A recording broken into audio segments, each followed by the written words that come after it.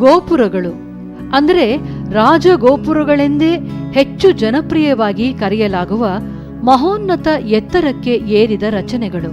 ವಿಜಯನಗರದ ಕಟ್ಟಡ ನಿರ್ಮಾಣ ಶೈಲಿಯ ವೈಶಿಷ್ಟ್ಯಪೂರ್ಣ ಅಂಶಗಳು ಇವು.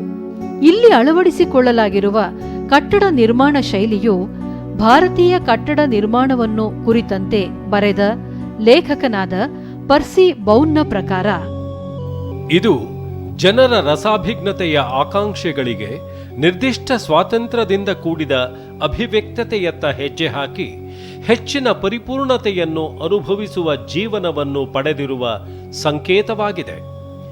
ಈ ಹಂತದ ಅಭಿವೃದ್ಧಿಯಲ್ಲಿರುವ ಕಟ್ಟಡ ನಿರ್ಮಾಣವು ಆಡಂಬರದ ವೈಭವದ ಅತ್ಯುನ್ನತ ಪರಾಕಾಷ್ಠೆಯನ್ನು ತಲುಪಿದೆ. ವಿಸ್ತೃತ ಶ್ರೇಣಿಯ ಆದರ್ಶ, ಸಂವೇದನೆ, ಭಾವನೆ, ದುಂದುಗಾರಿಕೆ, ಅಸಾಮಾನ್ಯತೆ, ಆಕಾರ ಹಾಗೂ ನಿರಾಕಾರತೆಗಳ ವೈಪರೀತ್ಯ ಹಾಗೂ ವಿಚಿತ್ರತೆಗಳ ಕಲ್ಲಿನಲ್ಲಿ ಮೂಡಿದ ದಾಖಲೆಯಾಗಿದ್ದು, ಕೇವಲ ಅಮೋಘವಾದ ಕ್ರಿಯಾತ್ಮಕ ಮನಸ್ಸು ಮೂಡಿಸಬಹುದಾದ ಹಾಗೂ ಪ್ರೇರಿತ ಕಲಾವಿದನು ಮೂಡಿಸಬಹುದಾದ ಕಲೆಯಾಗಿದೆ ಎಂದು ಅಭಿಪ್ರಾಯಪಟ್ಟಿದ್ದಾನೆ. ಅರಮನೆ ಆವರಣ, ರಾಯಲ್ ಎನ್ಕ್ಲೋಷರ್.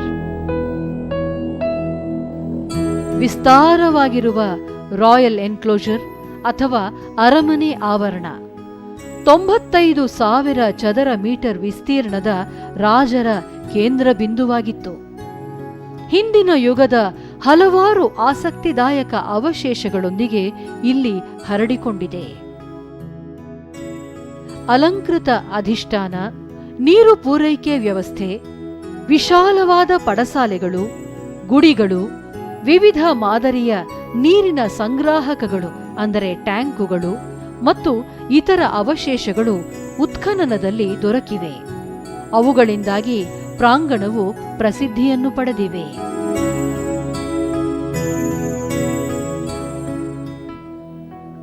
ಪುಷ್ಕರಣಿ ಅಥವಾ ಸ್ಟೆಪ್ಡ್ ಟ್ಯಾಂಕ್. 1985ರಲ್ಲಿ ಪತ್ತೆಯಾದ ಪಾವಟಿಕೆಗಳ ಕೊಳ ಅಥವಾ ಪುಷ್ಕರಣಿ ಅರಮನೆ ಆವರಣದಲ್ಲಿ ಹೆಚ್ಚು ಸಂರಕ್ಷಿಸಲ್ಪಟ್ಟ ರಚನೆಗಳಲ್ಲಿ ಒಂದಾಗಿದೆ. ಇದು 5 ಶ್ರೇಣೀಕೃತ ಟ್ಯಾಂಕ್ ಆಗಿದ್ದು 22 ಚದರ ಮೀಟರ್ ವಿಸ್ತೀರ್ಣವನ್ನು ಹೊಂದಿದೆ, 7 ಮೀಟರ್ ಆಳವನ್ನು ಹೊಂದಿದೆ. ಜಲಮೂಲಗಳಿಗೆ ನೀರು ಸರಬರಾಜು ಮಾಡುವ ತಂತ್ರಾಂಶವನ್ನು ಇದು ಹೊಂದಿದೆ.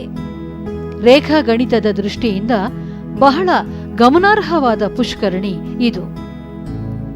ವಿಜಯನಗರ ಕಾಲಕ್ಕೆ ಅಣೆಕಟ್ಟು, ಕಾಲುವೆ, ಸೇತುವೆಗಳನ್ನು ನಿರ್ಮಿಸಿ ಕುಡಿಯುವ ಮತ್ತು ನೀರಾವರಿಗಾಗಿ ನೀರು ಒದಗಿಸಿಕೊಂಡಿರುವ ಸಾಕ್ಷ್ಯಗಳು ಈಗಲೂ ನಮಗೆ ನೋಡಸಿಗುತ್ತವೆ.